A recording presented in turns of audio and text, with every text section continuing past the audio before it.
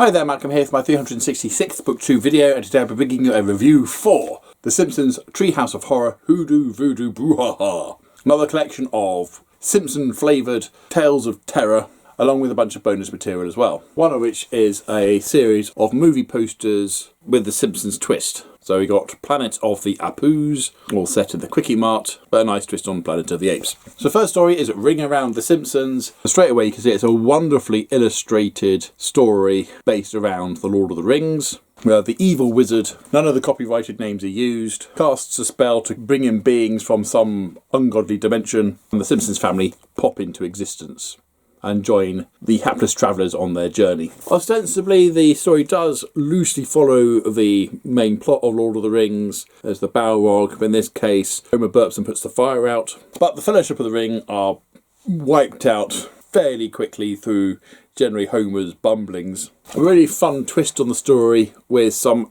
excellent artwork. Top notch. Another recurring bonus feature is Comic Book Guy's best costumes ever, as we get glimpses of the various get-ups he's worn at various conventions and seasonal festivities, where he draws upon all his wide knowledge of pop culture, both in-universe and more generally known about. So, for example, we have him as #1 Radioactive Man comic, which is an M. Simpsons character. But we also have Green Lantern and Bluto from Popeye as well, for example. A short fun thing on Bart and Lisa's tips for when Dracula moves next door and how to survive. Another poster, Night of the Living Ned. And then it's the second story, Tales from the Quickie Mart, which again is wonderfully illustrated, where the Simpson family inadvertently consume a bunch of cursed cereal and the various emblems of the cereal come alive and cause some mischief. A lot of fun, and each panel has Apu reciting the tale in rhyming couplets. So it's sort of one that works best if you read it aloud to yourself or to someone else. And then Krusty is plugging his Krusty brand Halloween favourites, various Krusty brand Halloween items you can get, which probably fail every single health and safety thing going, and then some. Second instalment of Comic Book Guy's costumes, featuring the likes of Tintin, Klingon Batman, and Dr. Zeus. It's a nice hallmark to that episode with the stage production of the Planet of the Apes, which is way better than it has any right to be. And then we have A to Z with the Power Plant of Pain. Again, some fantastic artwork where we have 2 letters covered per page, and each one's a limerick. So H, for example, is, when attacked by huge body part, right wingers were soon hacked apart. Not a liberal died, the Conservatives cried, in the rampage of the bleeding heart. And there we have the attack of the giant heart. But some lovely grim and grisly pieces of art there.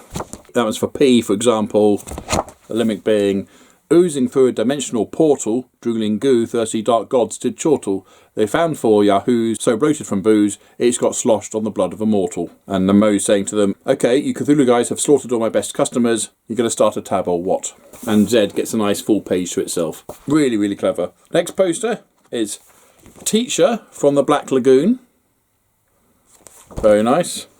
These are a lot of fun, these posters. Followed by Professor Frink's Hyper Science Halloween Hijinks and Party Pranks. It's another short collection of just silly things. And then Bart's Dream and Nightmare Halloween, of the pros and cons of various Halloween related aspects. And we get into the third story, Crustine, when Homer crashes the car thanks to Bart and buys a cursed clown car from Krusty and turns into that. The artwork's a bit goofy in this one. I didn't like it nearly as much, but the story was a lot of fun. Then Apu tells you 101 ways to die in a Quickie Mart, getting a splinter in an unsanded rotisserie dog, to being sliced in half by super fast automatic doors.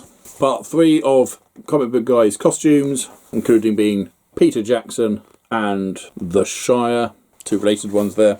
And the next story even has a couch gag, which leads into the Simpsons family being fried alive, and they're leading into the story where they're all buried. And as ghosts, they end up haunting the house, leading to various shenanigans.